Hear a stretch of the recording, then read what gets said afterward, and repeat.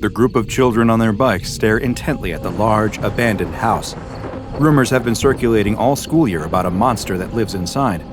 One child tells the others about the kid from a couple towns over who went inside and never came back out, and it's easy to believe that something evil could be lurking inside the rundown home with its peeling paint and many broken windows. The children begin teasing each other, daring one another to go in and see the monster for themselves.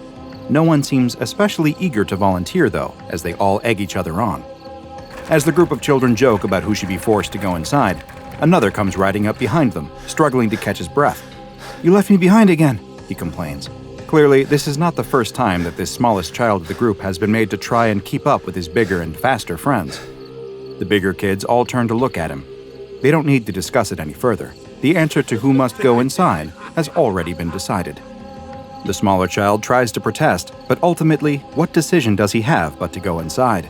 He can't let everyone else think that he's a chicken. He's got to prove once and for all that he's just as tough as any of them. Without another word, he lets his bike fall into the dirt and makes his way towards the big, creepy house. The door pushes open without any resistance, and the boy looks into the dark house. The boy steps inside, and the floorboards creak loudly under his feet. The inside looks much like the outside, old, worn, and abandoned. But then, he hears something, a scratching noise coming from above him. He turns to leave, but he can see all of his friends through the doorway, and they motion for him to keep going.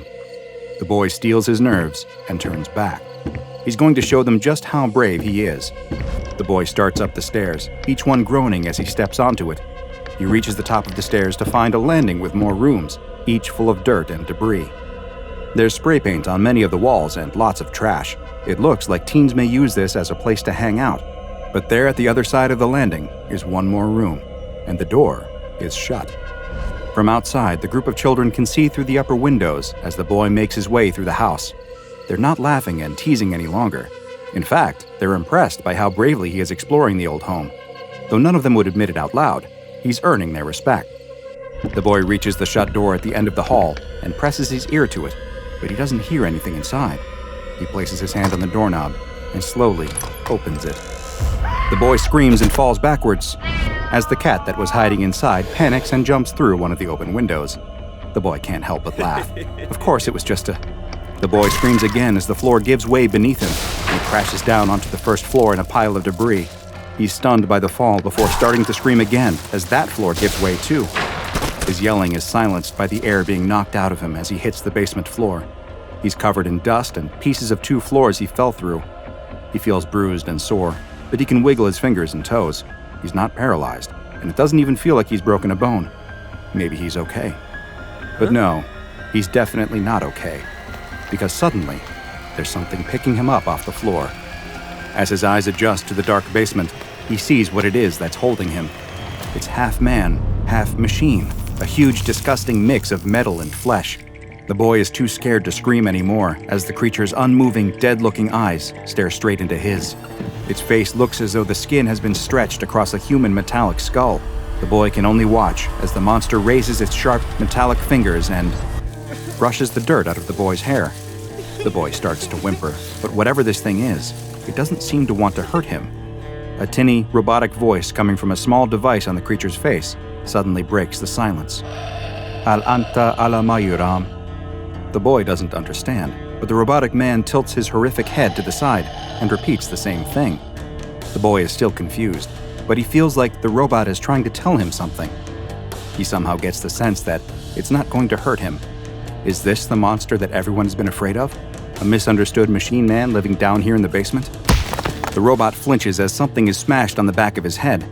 He tosses the boy to the side and turns to see the boy's friends, each of them armed with pieces of wood and other scraps as weapons. They've come here to save their friend from the monster that they dared him to find. Another runs up to strike the robot, but before he can reach him, he falls to his knees in pain, as do the rest of the children. The creature has begun emitting a high-frequency noise, and the children try to cover their ears.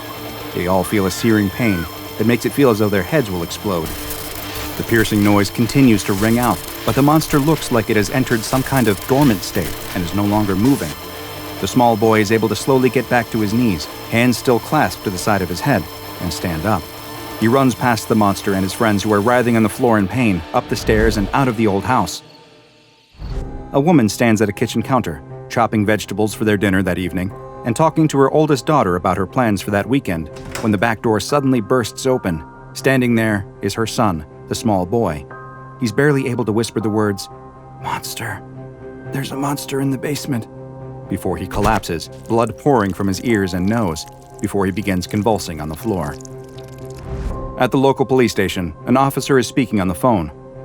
"I see. Yes, that is quite strange. A metal man? You don't say. I'll send someone out there right away. Don't go anywhere." The police officer hangs up the phone and looks around, making sure no one is nearby or listening to him, and then takes out a cell phone. He dials a number from memory, and someone answers on the other end almost immediately. "Yes, this is Field Agent Patch," the police officer says. "You need to get a containment team out here right away, and a good one too. I don't know what it is, but it's dangerous." An SCP Foundation mobile task force that specializes in containing dangerous humanoid threats soon arrived at the house and took the anomaly into captivity. Misinformation teams concocted a cover story about a gas leak leading to the unfortunate deaths of several of the town's children and administering amnestics to any potential witnesses. Once the messy business of containment was over, though, it was time to figure out just what this strange creature was. SCP-203 appears to have at one time been a Caucasian human male, though its appearance now is far different than it once was. This bipedal humanoid creature stands 2.5 meters tall and weighs roughly 200 kilograms. Both its incredible height and weight are due to the fact that the man's original skeleton has been entirely removed and replaced with a mechanical framework made of cast iron. The metal skeleton is much larger than the original bones, and in many places SCP-203's skin has split from being stretched over it, revealing the mechanical structure underneath. Other parts of the framework appear to have been intentionally made to protrude through the skin, though it is unclear for what purpose.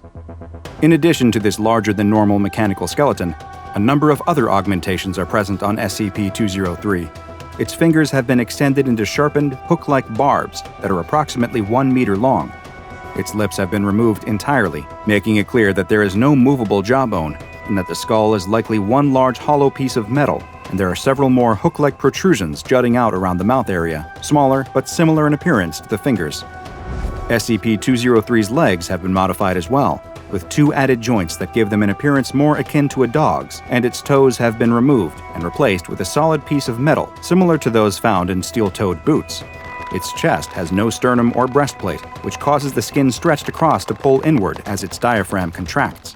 Its ears have also been removed, though it still seems to possess hearing that is far beyond that of an average human. And while its eyes still remain, they are held in a permanently forward-facing position by several needles that emerge from the eye sockets. The irises also appear permanently dilated and do not react to light. In place of a mouth is a small speaker covered by a metal grate that is capable of producing basic vocalizations, though with a distinctly robotic sound to them. Tests have shown that SCP-203 has a basic understanding of English, but its own primary language seems to be a type of Arabic, though there are no records of the exact dialect. SCP-203 does not need to eat or drink, and without any visible mouth, it is likely incapable of either. Instead, it runs off of a power cell located within its body that will provide energy for up to 72 hours. After those 3 days, SCP-203 will shut down and enter a hibernation state for 3 to 4 hours, during which its power source will recharge, providing it with another 72 hours of energy. All attempts to examine SCP-203 by either X-ray, CT, ultrasound, and other forms of diagnostic imagery have failed, and attempts at exploratory surgery have triggered its defense mechanisms, which are both painful and deadly. When it perceives that it is being threatened in some way, SCP-203 is capable of emitting a high-frequency droning sound that has a profoundly damaging effect on the human nervous system. The effects of this defense mechanism were able to be observed directly when a D-Class personnel accidentally struck SCP-203 and its droning sound was activated. Immediately after being exposed to the sound, D-104 experienced a severe headache. After 15 minutes, the headache grew worse, and D-104 began to bleed from the ears. After a half hour, the D-Class, who had now gone to the infirmary, began to experience seizures and was bleeding from all of his orifices. 10 minutes later, the D-Class was dead. Another test was performed, and the results were nearly identical, with symptoms progressing at roughly the same rate. However, this time, rather than move the D-Class to the infirmary, it was kept in the cell with SCP-203.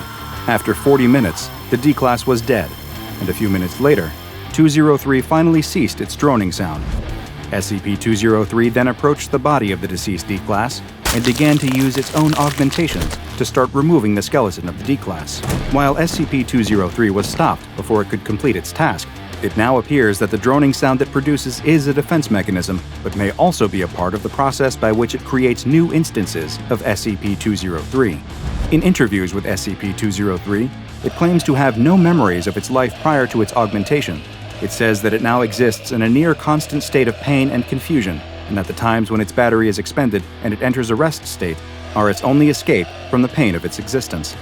It also claims that it has no memory of what happens once its defense mechanism is activated, nor does it remember what it did to the body of the D-Class that was left in its cell. However, it is unknown just how truthful SCP-203 is being. There has been no way to verify anything that SCP-203 tells researchers, and for the time being, its statements are to be regarded by Foundation staff as an attempt to elicit sympathy or otherwise manipulate them emotionally. It's made several requests for pain-killing medication and anesthetics, but so far, all of these requests have been denied. SCP-203 has been classified as Euclid, and it is kept in a specialized storage bunker at a research site. 2 D-Class personnel equipped with sound filtering equipment guard it at all times, and it is accompanied by an armed escort to any testing or research sessions. Is SCP-203 the ultimate victim? A normal human that was transformed against his will into a crude amalgamation of man and machine?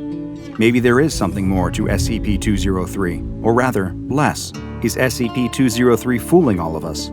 Is this tortured iron soul nothing more than a metallic monster disguising itself with the skin of its last victim?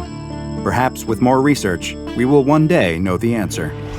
Now go and watch another entry from the files of DrBob, like SCP-783, There Was a Crooked Man, for another anomaly with very interesting ideas of what a human's body should look like.